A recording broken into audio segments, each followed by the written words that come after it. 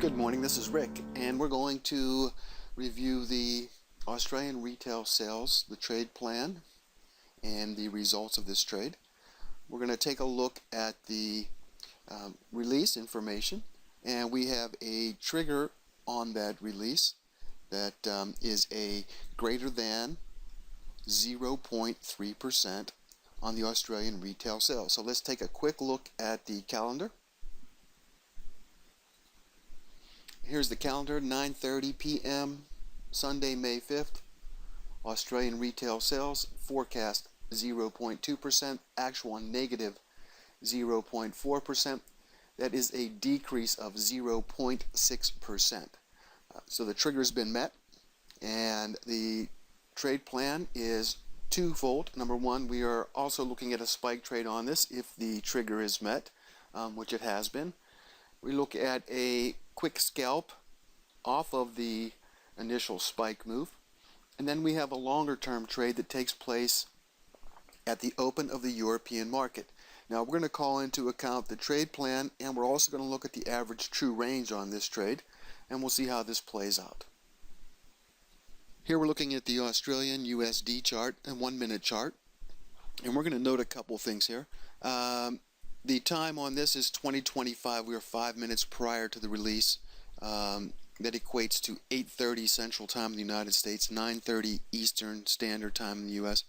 But what I'm going to do is I'm going to draw a line here first. On Sunday, this would be the session high at that point, unless it goes up prior to the release information, but that's our high. We're going to then take a quick look at the average true range. Let's go to the day chart. Let's lay in the average true range. I have mine set up as one of my parameters that I can quickly get to. And we'll note that at the trade time, it's roughly 87 pips. Yeah, we'll go with 87 pips on that prior to the release of this information. So the average true range on the Australian US dollar is 87 pips. Let's mark that down. So what we're going to do is we're going to bring up a calculator, and we're going to do a little bit of math here. We have this high marked at 1.03109. Let's go ahead and just round that to 1.0311. That'll get us in the area of where we need, because we're using an average true range. And is it exact to the pip? No, but it gets us a good spot to work from for a stop loss and a take profit, and is the trade worth entering. So let's take that and let's subtract the 87 from the average true range. That takes us to 10224. Let's mark that down. Alright.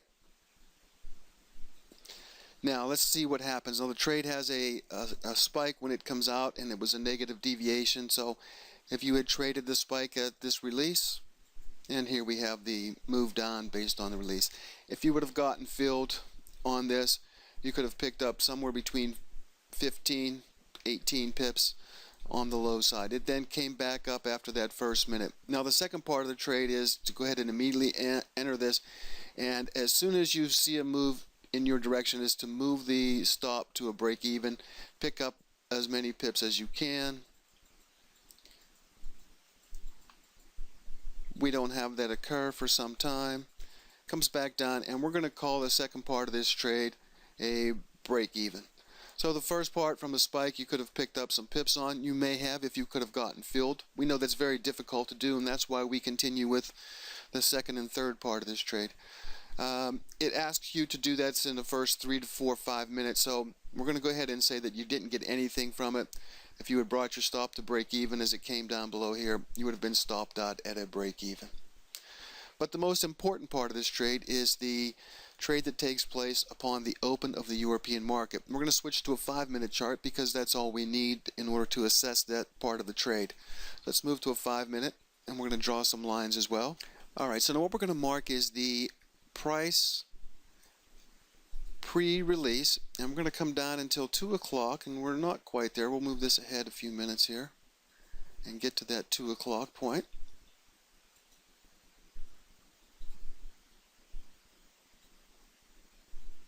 And there's our 2 o'clock.